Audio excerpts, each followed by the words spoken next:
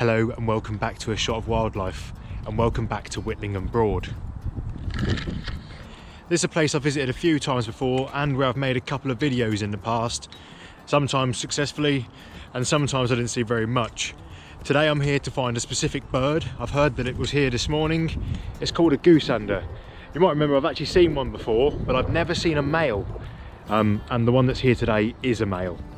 So as always, I'm going to show you any other wildlife I find along the way, but come on, let's get searching for some wildlife. That was about my 15th attempt at filming the intro, so hopefully you get the point. I'm looking to see a male goosander. Luckily, finding wildlife was easier than finding the correct words, as just along the first track, this water rail emerged from a patch of reeds. These are secretive members of the crake family, and it didn't stay in sight for long, but it was a great start. During the winter, Whitlingham Broad offers sanctuary for lots of waterfowl, and today was no exception.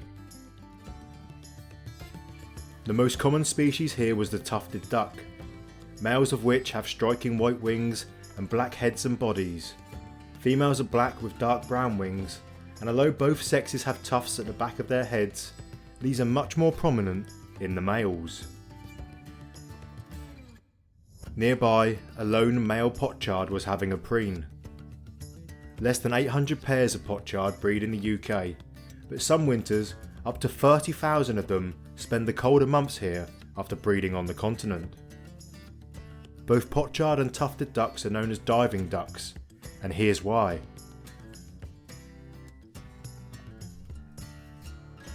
The bird that didn't dive in the background is a gadwall. Although these don't usually dive for their dinner, this doesn't mean that food under the surface is out of reach. Watch this pair. Did you see what happened? Coots are able divers, and as this one comes to the surface, the gadwalls surround it, hoping to steal any food that is brought up with it. And it wasn't just the gadwalls that were using this technique. Almost every coot had at least one other bird in tow, hoping for a free meal.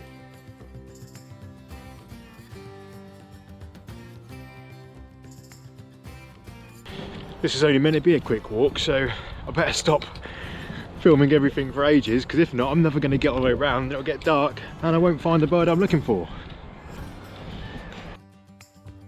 Who am I kidding? I can't help it but film everything and anything that I see. And as I made it to a path between the Broad and the River Yare, I stopped once again to capture this distant buzzard. These have recently become the most common bird of prey in the UK, so they are a fairly regular sight, although I don't usually see them this close to Norwich.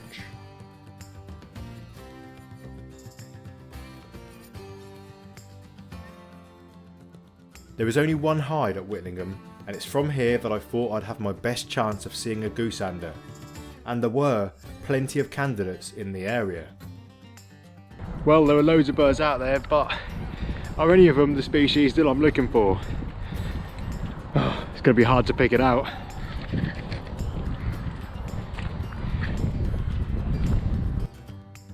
I began to sift my way through the small rafts of birds.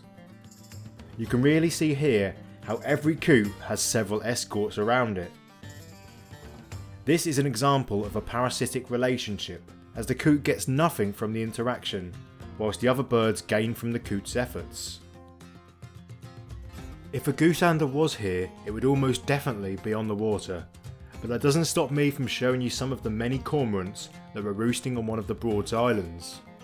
Cormorants' numbers have increased significantly inland in recent years, and there are a couple of potential reasons for this. Fish stocks around our coastlines have decreased, there are more stocked fisheries and easier prey inland, and a variant of cormorant from continental Europe that favours living inland has colonised the UK.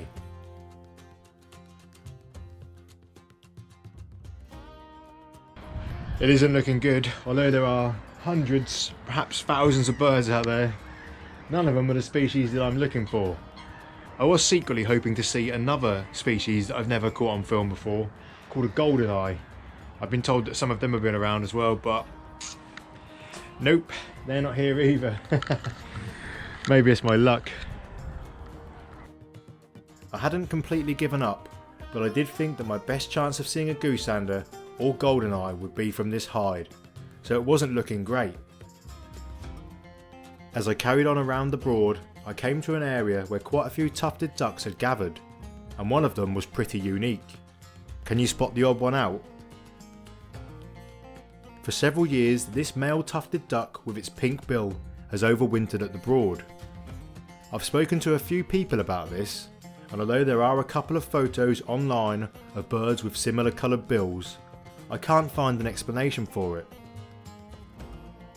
And then I spotted these. Yes! I haven't found a male, but there's two female goosanders out there. I've got a little clip of them. They're down there now coming towards this bank. So I'm going to try to sneak a bit closer and hopefully get some better footage. Thankfully, the birds didn't seem too bothered by me being there and stayed within sight as I crept closer. Goosanders are members of the sawbill duck family, identified by their long bodies and narrow, hooked bills. Most of their diet is made up of fish, which they catch by diving and then swimming after. Although they do breed in the UK, that is typically in Northern England, Scotland and Wales, whilst down here in the southeast they are almost entirely a winter visitor. Well, how great was that? I'm really glad I finally caught up with some goosander. Would have been slightly better if it was a male, but I'm not complaining. Beggars can't be choosers. Now, as you can probably see, I'm beginning to lose light, which means my camera's struggling to focus on anything further than about 20 foot away. So I'm going to start heading back towards the car. I'm going to follow the edge of the Broad. I'm going to follow the edge of the Broad as I do so. And if I see something close enough that I can catch on film, I'll show you that. But if not, I'll catch you in a couple of minutes at the car.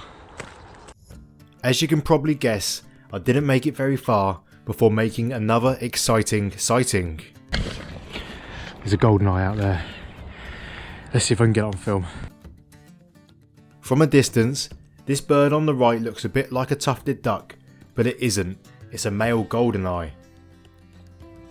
Until the 1970s, this species was only a winter visitor to the UK, but now a growing number of them nest here. This is mostly around Scotland, with recent counts suggesting there are more than 200 pairs here. Despite this, they are still a rare sight in southern England, and this is only the second time that I've ever seen one, so I'm glad that I caught it on camera. Well, that was brilliant. I can't believe I managed to see goosanders and a goldeneye. Now, I don't know, maybe I'm going to see something else in between here and the car. Let's keep going.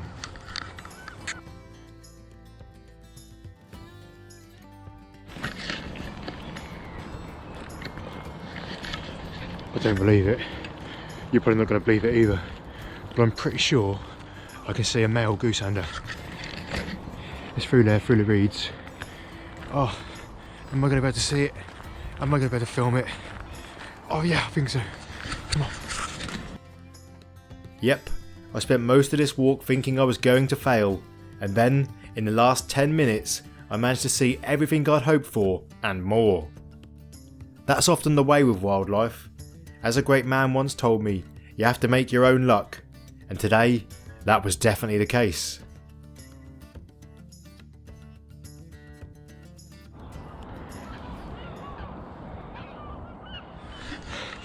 Yeah. Yes, it's actually there. I can't believe it. This is literally, I can't film anything after here. Brilliant. I'm going to call it a day. If you enjoyed this video, check out the next one that's on the screen here and subscribe to the channel so you don't miss the future videos I put out. Thanks for watching, and I'll see you next time.